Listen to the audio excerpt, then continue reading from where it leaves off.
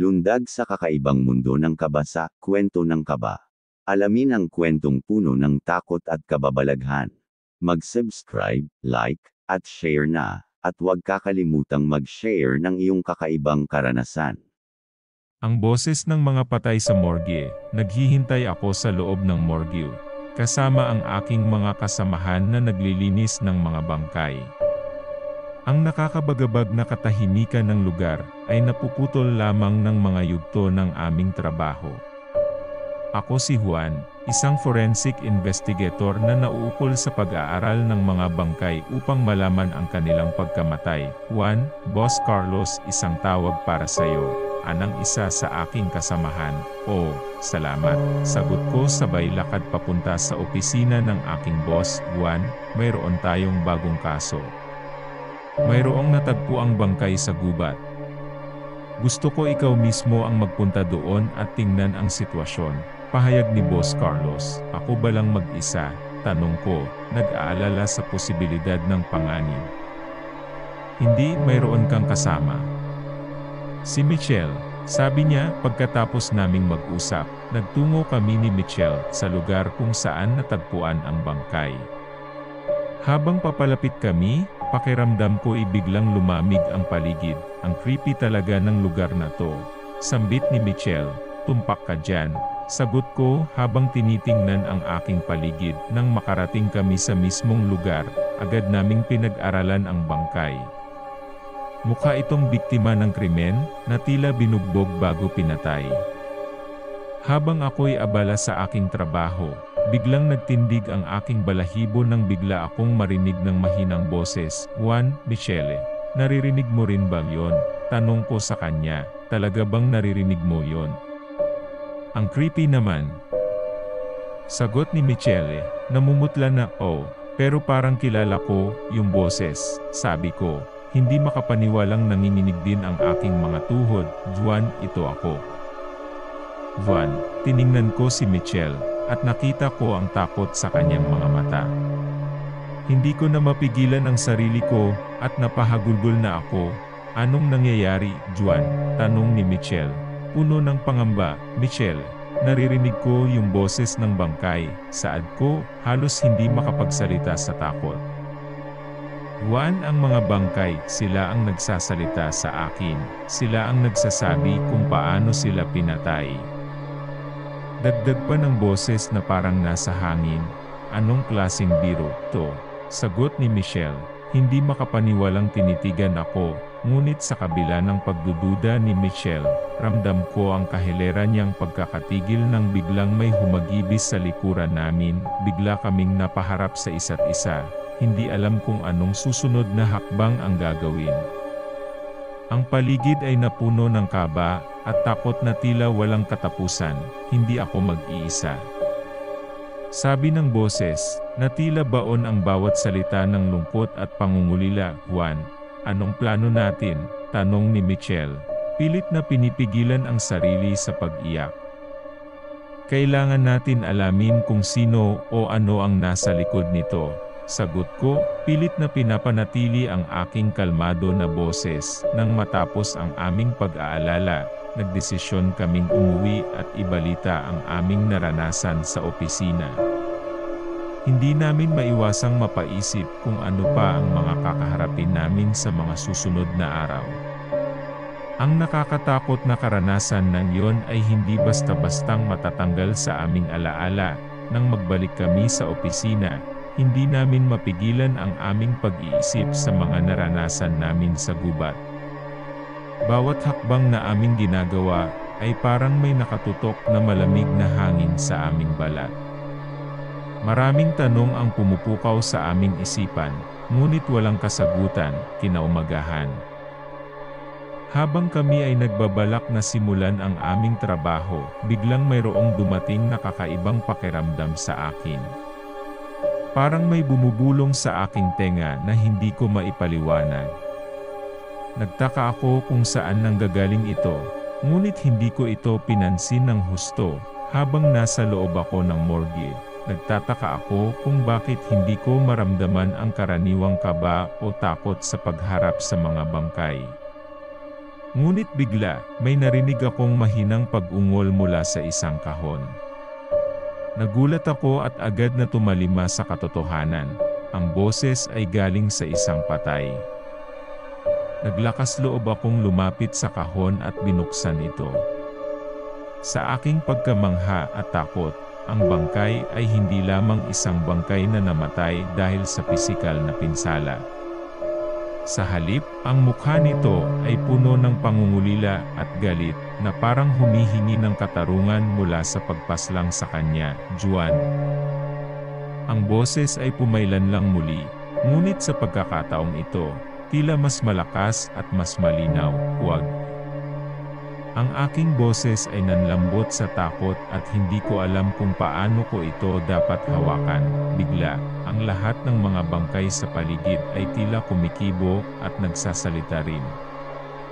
Ang bawat isa ay mayroong kani-kanilang kwento ng pagpatay at pagdurusa. Ang mga kwento ay hindi lamang nakakatakot. Ngunit tila may elementong misteryo at suspetsa sa bawat detalye. Nagbubulungan ang mga bangkay at hindi ko na alam kung paano ko sisimulan ang aking trabaho. Sa gitna ng lahat ng ito, biglang mayroong isang anino na lumitaw mula sa dilim at pilit na lumalapit sa akin. Ang bawat hakbang na ito ay nagbibigay sa akin ng mas malalim na takot. Hindi ko alam kung paano ako nakakilos. Ngunit bigla akong nahanap na tumatakbo palabas ng morgue, habang ang mga boses ng mga bangkay ay patuloy na sumusunod sa akin. Sa aking pagtakbo, naramdaman ko ang isang malamig na hininga sa aking lig, na tila ba nagpapahiwatig ng masamang panganib. Pagdating ko sa labas, napaupo ako sa sahig, hinihingal at pawis na pawis. Hindi ko alam kung paano ko iulat ang mga nangyari. Hindi ko rin alam kung sino ang maniniwala sa akin. Subalit isang bagay ang tiyak, ang aking mga karanasan sa morgue ay hindi lamang nakakatakot, kundi tila nagdadala ng isang mas malalim at mas mapanganib na katotohanan na maaaring hindi kayang tanggapin ng karamihan. Pagkatapos ng aking nakakabahalang karanasan sa morgue, hindi ko magawang mawala ang mga boses ng mga patay na pumupukaw sa aking kaisipan. Bawat gabi ay puno ng panaginip na puno ng kababalaghan, at mga multo na tila ba naghahanap ng katarungan. Ang bawat tingin ko sa salamin ay puno ng takot, na parang mayroong anino na sumusunod sa akin. Kahit saan ako magpunta, hindi rin nawala sa akin ang mga tanong. Bakit ako ang napili ng mga patay na magsalita sa? Ano ang kahulugan ng kanilang mga mensahe? At ang pinakamahalaga, paano ko ito maiiwasan? Isang araw, habang ako'y nagtatrabaho sa aking opisina, biglang mayroong nagdulot sa akin ng malamig na kamao sa aking balikat. Napatalon ako sa gulat at biglang bumulaga sa aking paningin ang isang anino na tila ba hindi na maaaring ituring na hindi totoo. Ang mga mata nito ay puno ng galit at puot, na tila ba nagbabanta ng aking buhay. Juan, hindi mo kami maiiwasan, kami ang nagsasabi sa iyo ng katotohanan. Ang boses ng anino ay pumailan lang, na tila ba gumagapang sa aking katawan, at pumapasok sa aking isipan. Nanginginig ako sa takot at hindi ko alam kung paano ko tatanggapin ang anumang sinasabi nito. Subalit sa kabila ng aking pagtanggi, alam kong may bahagi ng katotohanan sa bawat sinasabi nito. Naririnig mo rin ba sila, Juan? Ang boses ni Michelle ay biglang bumulaga sa aking pandinig. Pinalutang ako mula sa aking mga kaisipan. Michelle, oo, naririnig ko sila, naririnig ko ang mga boses ng mga patay. Sagot ko. Puno ng pangamba, hindi ka nag-iisa, Juan. Ako rin. Ang mga boses, sila ang nagtuturo sa atin ng katotohanan na hindi natin kayang tanggapin, dagdag ni Michelle. na tila ba may kaunting pag-asa sa bawat salita. Napagtanto ko na kailangan naming harapin ang aming takot at kumuha ng mga hakbang upang malaman ang katotohanan sa likod ng mga kakaibang pangyayari. Ngunit sa paghahanap namin ng mga sagot, hindi namin inaasahang mas lalim pa ang magiging karanasan namin.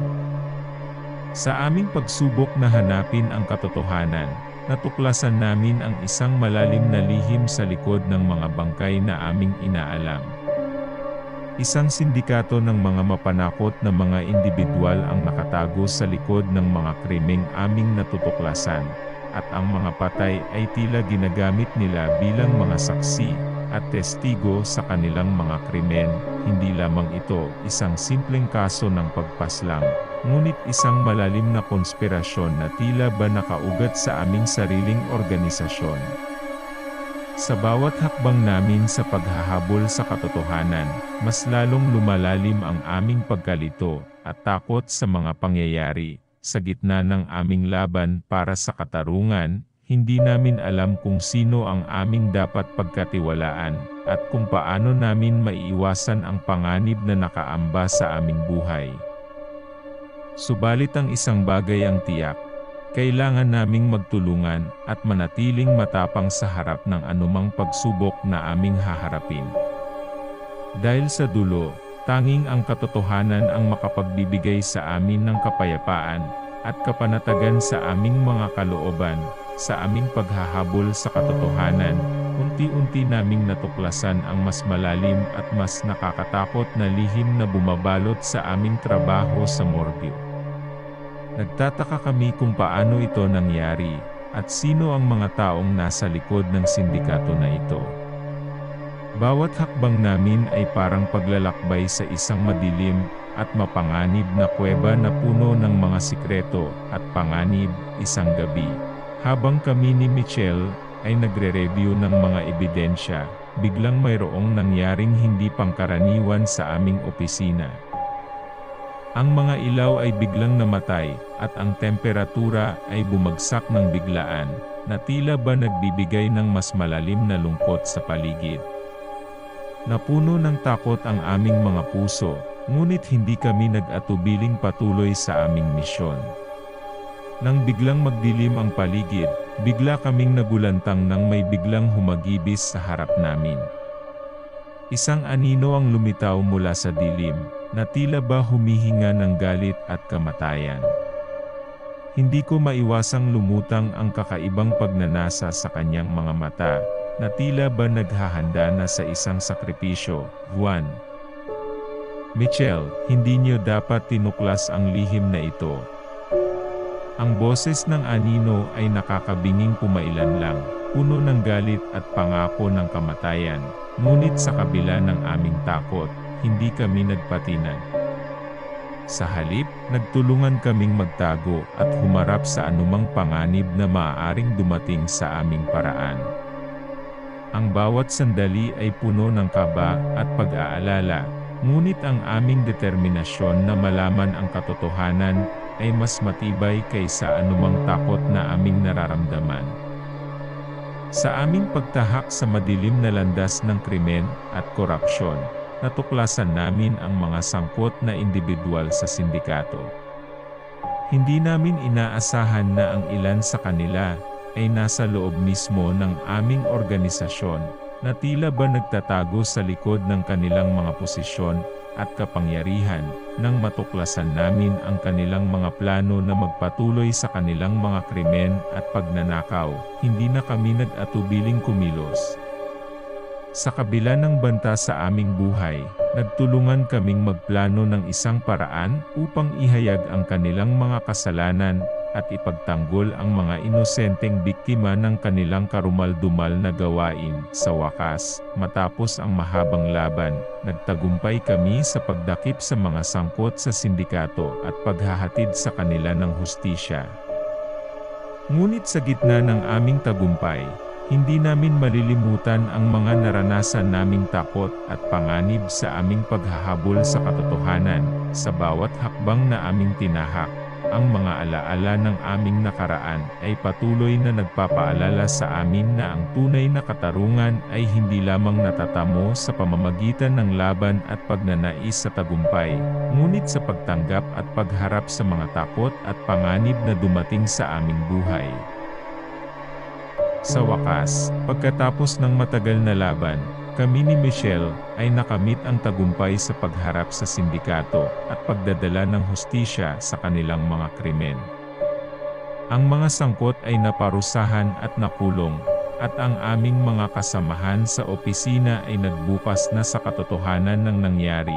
Ngunit kahit na may pagtatapos sa aming misyon, hindi mawawala ang aming mga alaala sa mga nakakatakot at nakakasindak na pangyayari sa morgue.